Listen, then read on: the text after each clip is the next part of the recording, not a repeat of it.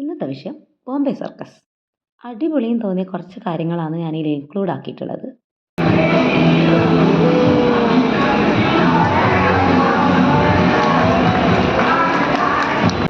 ഈ മനുഷ്യനുണ്ടല്ലോ ഒന്നും പിടിക്കാണ്ട് ഇതാ കയറിലൊന്നും പിടിക്കാണ്ട് ബാലൻസ് ചെയ്യുന്നുണ്ട്, ഞെട്ടിപ്പോയി.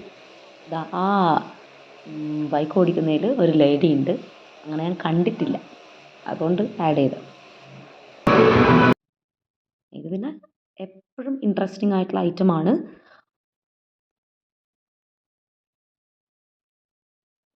നല്ല ബാലൻസിങ്ങിന് കേട്ടോ. ഒന്നാമത്തെ തവണ ഒന്നും ബാലൻസ് ഇല്ലാണ്ടായി പോയിന്, രണ്ടാമത്തെ തവണ റിപ്പീറ്റ് ചെയ്തതാണിത്. Well balanced. പിന്നെ അപ്പോഴും കണ്ണൂരിലാണല്ലോ സർക്കസ് നടക്കുന്നത്. അപ്പോൾ ആടെ നീ ദസറ കാഞ്ചി കാമാക്ഷി അമ്മൻ കോവിലിൻ്റെ അടുത്തുള്ള ദസറ കാണാൻ വേണ്ടിയിട്ട് പോയി. ഫുള്ള് ലൈറ്റിൻ്റെ പരിപാടി എന്നെല്ലാം വെച്ച് കഴിഞ്ഞാൽ ഞെട്ടിക്കുന്ന പരിപാടി കേട്ടോ. ഞാനധികം കാണാത്തതുകൊണ്ടായിരിക്കും അന്ന് എനിക്ക് അറിഞ്ഞൂടാ.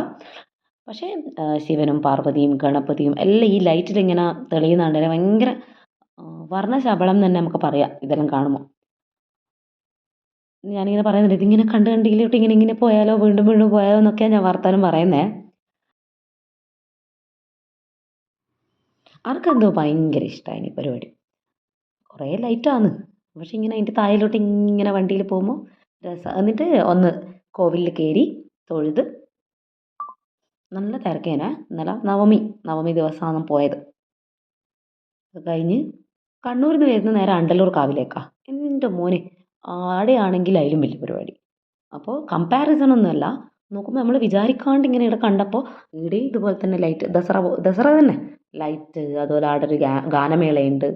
അമ്പലത്തിൽ ഫുൾ തിരക്ക്, പൂജേൻ്റെ എല്ലാം തിരക്ക്.